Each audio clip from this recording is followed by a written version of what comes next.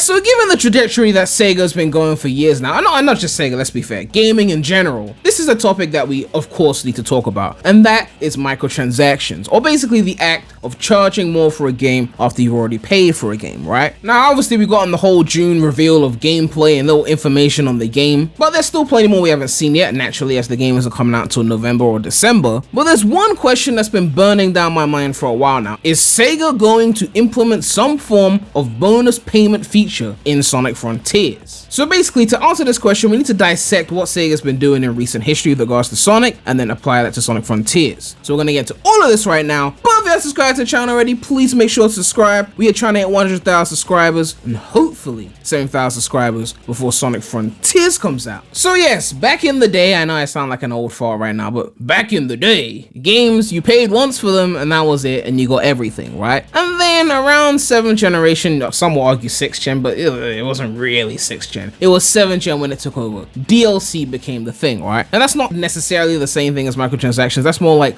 bonus content that you pay for in a separate package. It's supposed to come after the game is released. It wasn't supposed to be packaged within the game, although some companies were doing on-disc DLC and still charging you for it, which made it feel like they were just withholding parts of the game and selling it back to you as a bonus, right? But the good kind of DLC was like, okay, the game's been out for 6 months, we've made new content, and we're charging you a little bit more to access that new content if you want to. But then, as 7th gen was going on, there was something else happening in gaming, and that was the smartphone takeover. And with smartphones, people didn't want to pay full price for games, so they said, we're just gonna make the games free on the phones, and then we're gonna put microtransactions in them, and once you're hooked on the game, you're more likely to spend, right? Relying on usually a small amount of whales to basically keep the game going, and then everyone else spending a little bit here and there, and then you got those who never spend at all. But the method was working for them. But then after that, companies started to go, what if we could charge full price for the game, then charge for DLC, and then add microtransactions on top of that? Like, the triple whammy, right? Get everything. And that's when gaming started to take a turn for the worse in the 2010s. We started to get a bunch of games that were designed around charging you money to play them, and I'm not a big fan of that. Like, if it's free to play, then you get what you pay for, because you paid nothing. But when you pay full price for a game, I shouldn't feel like I have to spend more money just to enjoy the game properly, right? It's different if it's DLC, it's additional content that was never going to be included in the main game. It's like a whole new campaign or something like that. But games like the RPG era of Assassin's Creed, like Assassin's Creed Origins, to do main quests, you have to grind side quests to get to a certain level. Otherwise, you won't be strong enough to do the next main quest. And it got to the point where it was so grindy because the older Assassin's Creed games never forced you to do side quests to progress. You just did the main quest, and side quests were completely optional. In Origins and onwards, the side quests are basically mandatory to get that level that you need. And of course, Ubisoft were there with microtransactions to speed up the grinding process. You get 50% more XP forever if you just pay this additional piece of money. But given that Sega's usually behind on things, they hadn't really jumped on that yet, right? I mean,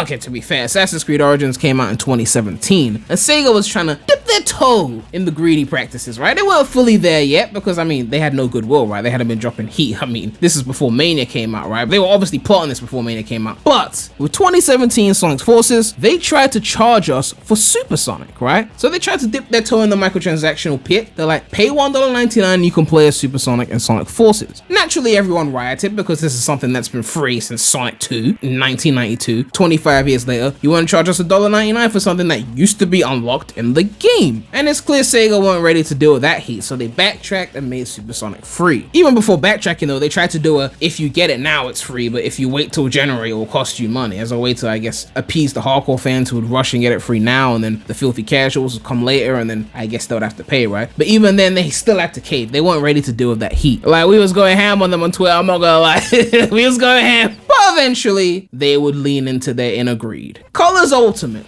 It's a Wii remaster, right? It's a Wii remaster. All you gotta do is just remaster the game and do it properly, not induce any seizures, and people will pay for it, right? But they still had to have two different tiers. Now, this is not technically microtransactions, right? I'm just kind of laying down the foundation for where things have been going. They started off with a little Super Sonic $2, but now we've got two versions of a remaster. And Colors is already light on content anyway. 6 acts per area. They were stretching that shit as it was. You want to charge us more? Anyway, the standard digital version comes with the base game, player icon pack, movie FX cosmetic, because obviously the Sonic movie was a big thing. But if you get the digital deluxe version, you get those movie player themed icons, which were just fucking character icons that you don't really see in main gameplay. And then you get the exclusive gold and silver gloves and shoes. And then you get the ultimate music pack, which includes exclusive game remixes, which were inferior to the original music. So quite frankly, no one wanted that. But I think the most interesting one is the early access. You got to play the game several days early just by giving them more money. Now the base Colors Ultimate was about $40 and the Digital Deluxe was $45. So if you wanted to play the game early and get a few little extra niggles, you could pay $5 more, right? For a remaster, I mean, this is a bit excessive, but okay, I guess, whatever, fine. But they're definitely trying to push it. Could you argue there's enough content here to charge $5 more?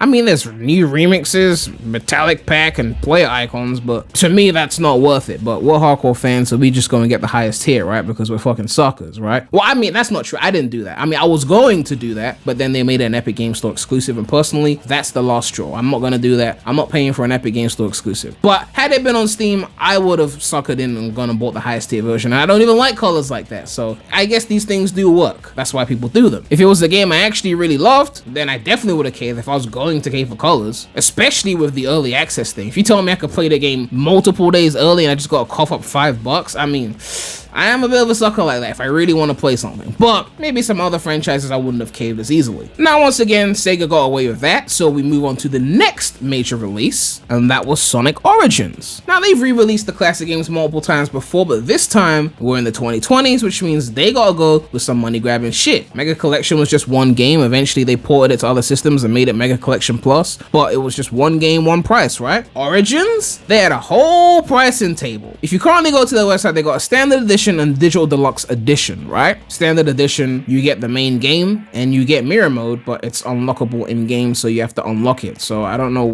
why that's put there like that. And if you want everything else, you get the Digital Deluxe edition. Now the standard edition costs $40 and the Digital Deluxe edition costs $45. So you're probably thinking, what's the premium fun pack and the classic music pack? It's just basically the things that are missing between the standard edition and the Digital Deluxe edition, because if you spent $40 on the standard and then later on you cave and say I want the additional shit, you can't just pay an extra $5 to get the Digital Deluxe. There's no Digital Deluxe $5 upgrade, right? They want to punish you a little bit, right? So the premium fun pack costs $4 and then the classic music pack costs another $4. So basically, if you don't cave and get the Digital Deluxe for $45 straight away and you're going to get the standard for $40 and you want the other shit, you're paying an additional $8, so in total $48 as a $3 penalty for not copping the highest tier at the beginning.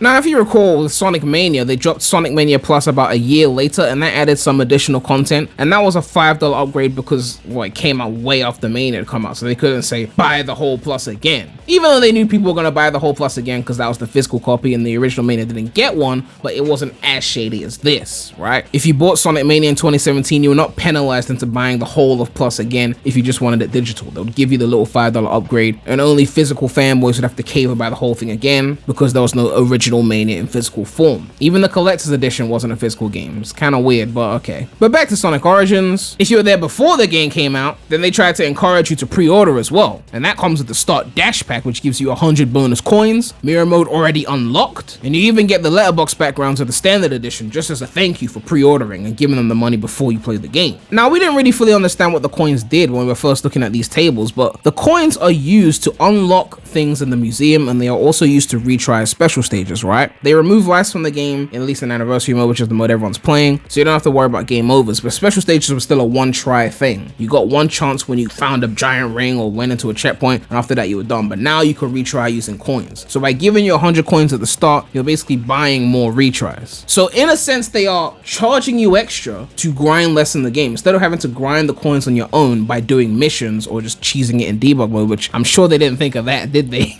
But instead of making you grind harder, you just pay a little bit of money and you get a ton of coins and you're good to go, right? Because on my first playthrough of Origins, I definitely went under 100 coins because I retried one special stage in Sonic CD a lot because I didn't want to give up on it, and CD was pissing me off. I was like, fuck, I'm going to do this thing. But that means if I didn't have that pre-order bonus of those 100 coins, I would have run out of retries. Now again, this is before I knew about the debug mode thing. I thought they would have patched something like that out, but clearly no, they didn't think that one through. And that leads us to Sonic Frontiers. tiers, right? Now, I think anyone with a brain will agree with me on this point I'm about to make now. If they could remaster old-ass classic games and add multiple packs and a digital deluxe edition, and the same with the Wii game Sonic Colors, then it's pretty clear there's going to be more than one version of Frontiers. There's going to be a standard and at least one premium version. We can agree that there's going to be at least 2 tiers, base and premium. Whether it's more than 2, that's up for debate, but there is no way they're going to drop Frontiers at just one price and nothing else. They want money, they want this to be the big boy. They want to make the big boy moolah on this game. So now the question becomes, what are they going to use to sell you on the higher tier, right? Because I mean, this is kind of a dirty tactic because it's not technically a microtransaction here. Like the 100 coins bonus in Sonic Origins, you can't buy that in game. It's not a direct microtransaction in the sense that you open Origins and you spend the money, you get the coins, right? They didn't do that. They just added it into the package. It's almost like taking a microtransaction and adding it into a legitimate tier or some shit like that. But with Frontiers, I don't know if they would go the full microtransactional route and let you just go in game and buy more hearts or whatever you need to progress faster, or maybe let you level up in the skill tree a little bit faster by, you know, making your XP move 50% faster than usual or something like that. I don't know if they'd go that extra level, but for me, seeing a premium tier of Frontiers that gives you an XP boost at the start, so instead of starting at level 1, you start at level 5 or 10 in terms of strength, or maybe the in-game currency, they give you a little bit more of that, or the extreme one, which is you gain XP 25% faster or something if you get the higher tier, which makes you beat the game faster because you don't want to do as much grinding, or something like that. I don't think it's out of the realm of possibility that they do something like that, because I mean, giving you coins in Origins, that is helpful, assuming there was no debug mode cheat, but you know, there is. But I definitely see them going the route of adding something that makes the game easier to get through and or faster to get through on this premium tier. Some kind of XP boost, some kind of making it easier to find hearts, I don't know. But that whole gameplay loop of, you know, using the open world to get the hearts and the gears and all that stuff, and then trading it to Amy and then entering the cyberspace and getting the emeralds, there's gonna be some annoying grindy thing in there, and this premium tier is gonna make that part a little bit more bearable. As for how much it will cost, I don't know. My guy is saying that Frontiers is gonna be a $70 game, especially on next gen, maybe 60 on the Switch, I don't know, but it could be a $60 game and then the higher tier is 70, who knows? Some companies go a step further and they got like $100 tier versions of the game that comes with like a statue or some shit like that. With Frontiers, it's anyone's guess, but it'll be interesting to see how they juice us this time. I think for me, I'll probably still get the highest tier because I am a Sonic tuber and I do cover these things, so I guess if there's additional content, I would definitely want that content, but I'm not a fan of putting grindy elements in higher tiers of packages. That's just me personally. Paying for early access or more content or more customizable skins or whatever, like cool. Like if you really want to sell me on a higher tier, like get me excited, it's gotta be like other models or some shit like that. Like 06 model is a skin in the game and that's on the higher tier. I'm copping easily. Shadow instead of Sonic in the open world, copping. Modern Sonic from Unleashed, copping. Fucking SA2 Sonic, well actually that'll be disgraceful because SA2 Sonic's model on those rails that don't even have momentum, that's a bit disrespectful to SA2 Sonic with the soap shoes. But those are the kind of things I would like to see in a higher tier, like skins, like cosmetic shit, you know, because I mean, I'd rather unlock them in game, let's be fair, like in-game currency. But if it's a case of you can still unlock it in game, but you just get it quicker with the higher tier, then fine, because it's just cosmetic. But if it's gameplay mechanics, like you can beat the game faster with this higher tier, speedrunners gonna have to pay extra if they want to actually get some world records in this bitch. Or they could just have a separate tier for the standard version, I'm guessing. But it does get a bit messy when it's not just cosmetic, is all I'm saying. So either it be cosmetic or it be like additional bonus levels or something, but the moment it's we're gonna reduce the grind, it makes it feel like they've intentionally made the game too grindy so they can charge you to reduce said grind. You should be designing the game to be a healthy amount of grind for everyone and not who pays the most grinds less. If your game is fun, we shouldn't be complaining about grinding. It should just be a fun game to play. But yeah, let me know what you guys think about this situation. Sonic Frontiers is coming out this year and Sega have been on their multiple tiers and their sly microtransactional bullshit. What do you think they're going to implement for Sonic Frontiers? And will you be copying the higher tier or the standard tier? Or maybe not at all? I don't know, maybe you're not happy with the game. And of course, a big shout out to all my channel members. If you want to become a channel member, you can click the join button next to the subscribe button. But yeah, make sure to like, comment, subscribe, hit that